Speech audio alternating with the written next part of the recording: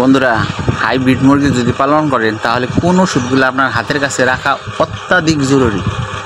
তো সেই ব্যাপারে আজকে আলোচনা করব। হাইব্রিড মুরগি পালতে গেলে আপনার যে ওষুধগুলো লাগবে সেগুলো আপনার হাতের কাছে, সেটা হলো রেনামক্স, ডক্সিবেট, অ্যাম্পল ইপি, আর হলো লিবোম্যাক্স। তারপরে আপনার আরেকটা ওষুধ আছে, সেটা হলো অ্যামফ্লক্স। এই ওষুধগুলো হাতের কাছে আপনার রাখতেই হবে যদি হাইব্রিড মুরগি পালন করতে চান। আর আরেকটা ওষুধ আছে, সেটা হলো টিলমাইকোসিন। এই ওষুধটা আপনার হাতের কাছে রাখবেন, তাহলে সে আপনি হাইব্রিড মুরগি পালন করতে পারবেন, নয়।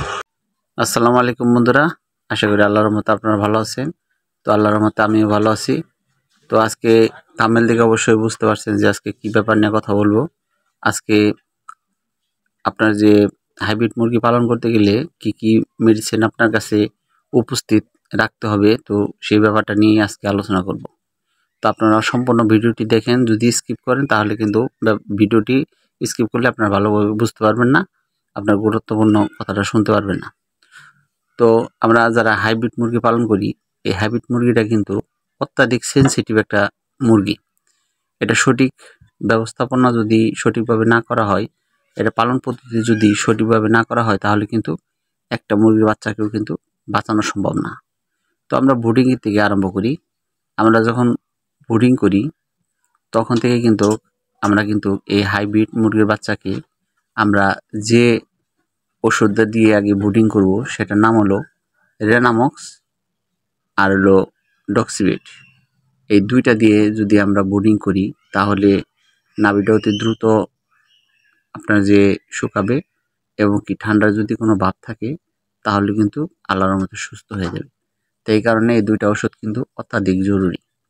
এই দুইটা ওষুধ আপনাদের লাগবে। তারপরে দেখা গেল কি, আমরা 1 মাস এই মুরগিগুলোকে 1 মাস বা 35 দিন এরকম আমরা দেখা গেল যে ব্রয়লার স্টার্টার যদি আমরা খাওয়াই, তো এই পর্যন্ত খাওয়ার পর যখন খাবারটা আমরা চেঞ্জ করব, অর্থাৎ এই খাবারটা যখন পরিবর্তন করব, তখন কিন্তু আমাদের অবশ্যই এই একটা ওষুধ দেবো, সেটা হলো অ্যাম্পল ইপি অথবা আপনার রেনাকে। অ্যাম্পল ইপি এটা হলো আপনার রক্তামাশার জন্য অত্যাধিক জরুরি। রক্তামাশা অনেক ভালো কাজ করে এই ভিটটা। আর যদি আপনি রেনাকে ব্যবহার করেন, রেনাকেও রক্তামাশা অনেক ভালো কাজ করে। আপনার যে এই অর্থাৎ একটা সাথে যে একটা ভালো একটা জিনিস অ্যাড আছে, একটা ভিটামিন, সেটা হলো কে ভিটামিনটা আপনার অ্যাড আছে, এই কারণে রেনাকেও ভালো। তারপরে যে জিনিসটা লাগবে সেটা হলো কি, মুরগি যখন আবহাওয়া পরিবর্তন হবে তখন কিন্তু এই মুরগি ঠিক রাখার জন্য আপনার কিন্তু ডক্সিবেট আর আরেকটা ওষুধ, সেটা হলো কি মক্সিলিন সিবি। এই ওষুধ দুটা কিন্তু আপনার হাতের কাছে রাখবেন। ডক্সিবেট আর মক্সিলিন সিবি এই জিনিসটা যদি রাখেন, তাহলে দেখা গেলো মুরগির যদি ঠান্ডার কোনো ভাব থাকে বা ব্রুডিংয়ে যদি দেখা গেলো তারতম্য হয়, অর্থাৎ অতিরিক্ত তাপ বা কম তাপমাত্রা, এরকম যদি তাপে এদিক সেদিক হয়, তাহলে কিন্তু আপনার মুরগির বাচ্চা দুর্বল হয়ে পড়বে। নইলে আপনার পাখা বড় হয়ে যাবে, ঠোঁট বড় হয়ে যাবে, পা চিকন হয়ে যাবে। এজন্য কিন্তু আপনার এই দুইটা ওষুধ কিন্তু অত্যাধিক জরুরি। কারণ এই দুইটা ওষুধ আমি ব্যবহার করে দেখছি, আসলে অনেক ভালো কাজ করে। তারপরে দেখা গেল কি, যখন মুরগিগুলো একটু বড় হবে, অর্থাৎ 2 মাস যখন পার হয়ে যাবে, তখন কিন্তু মুরগির একটা সমস্যা আসতে পারে, সেটা হলো কি ঠান্ডার সমস্যা। তো সেক্ষেত্রে আপনার ঠান্ডা যদি হয়ে থাকে, তখন কিন্তু আপনার এই যখন 2 মাস ওভার হবে, তখন কিন্তু এই কম পাওয়ারের অ্যান্টিবায়োটিক কিন্তু তখন কাজ করবে না।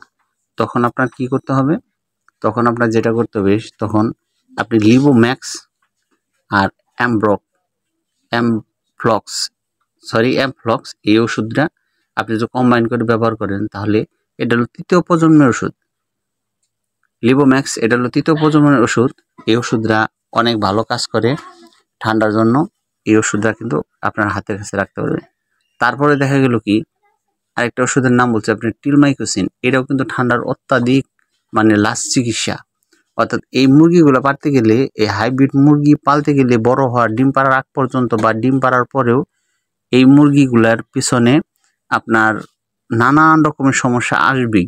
বিশেষ করে ঠান্ডা, তারপরে যদি সঠিক সময় যদি আপনি এই যদি ভ্যাকসিন না করেন, আর যদি ভ্যাকসিন যদি ফল করে, আপনি তো বুঝতে পারবেন না যে ভ্যাকসিন ফল করলো কিনা। আপনি তো ঠিকই ভ্যাকসিন করছেন, এখন ভ্যাকসিন যদি ফল করে তখন দেখা গেল কি আপনার সাধারণ আপনার ঠান্ডার ওষুধে কাজ করবে না, তখন কিন্তু অবশ্যই কিন্তু শেষ মানে চিকিৎসা হিসেবে টেলমাইক্রোসিন কিন্তু অত্যাধিক জরুরি। এটাও কিন্তু হাতের কাছে রাখবেন। অর্থাৎ এক হতে পারে আমি যে কয়টা ওষুধের নাম আপনার বললাম, এই ওষুধগুলা হাইব্রিড মুরগি পালনের ক্ষেত্রে এই ওষুধগুলা অত্যাধিক জরুরি হয়ে পড়ে।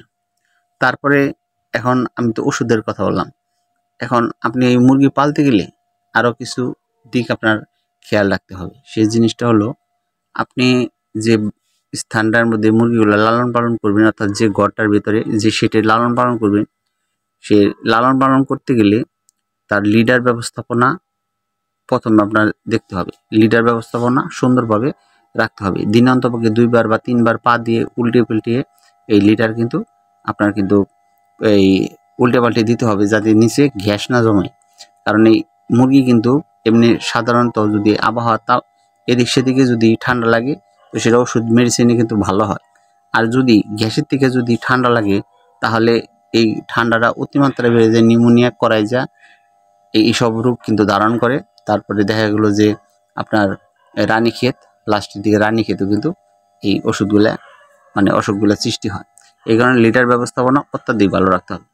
তারপরে আলোর যে ব্যাপার, আলো বাতাস, অর্থাৎ আপনার ঘরের চতুর সাইডে আপনার নেট দিয়ে সুন্দরভাবে আপনার খোলামেলা করে রাখতে হবে, যাতে ভিতরে কোনো প্রকার যেন গ্যাস না জমে, সঠিক আলোটা ভিতরে ঢুকিয়ে সঠিক বাতাসটা যেন বাইর হয়। এই জিনিসটা কিন্তু আপনাদের খেয়াল করতে হবে। এরকম আরও অনেক কিছু। তারপরে দেখা গেলো যে আপনি যদি এই মুরগি পালন করেন, তাহলে এই মুরগি পালন করতে গেলে আরেকটা জিনিসের ঠিকঠাক মতো রাখতে হবে। সেটা হলো আপনি যদি পানিটা যদি সঠিকভাবে যদি পানিটা যদি খাবার পানি যদি সরবরাহ না করেন, তাহলে কিন্তু মুরগির কিন্তু পেটে সমস্যা হবে। এই জিনিসটা কিন্তু মাথায় রাখতে হবে। কারণ ডিব্বার ভিতরে অর্থাৎ পানি পাত্রের ভিতরে যখন পানিটা অনেক আছে যে পানিটা আমি ভরলাম, পানিটা দীর্ঘ সময় রেখে দিলাম, তখন ভিতরে এক ধরনের ফাঁপা দুর্গন্ধ সৃষ্টি হয়। দুর্গন্ধ সৃষ্টি হলে তখন ওই পানিটা খাওয়ানোর সাথে সাথে মুরগিগুলোর পেটে সমস্যা হয়, পেটে অনেক নানান রকমের জটিল রোগে আক্রান্ত হয়। এই কারণে আপনাদের এই পানির পাত্র পরিষ্কার পরিচ্ছন্নভাবে রেখে তারপর আপনার এই মুরগি লালন পালন করতে হবে। তো বন্ধুরা, আমার এই ভিডিওটি যদি আপনাদের একটু যদি ভালো লেগে থাকে, তাহলে দয়া করে লাইক, শেয়ার, কমেন্ট করবেন এবং অবশ্যই সাবস্ক্রাইব করে দিবেন। আল্লাহ হাফেজ।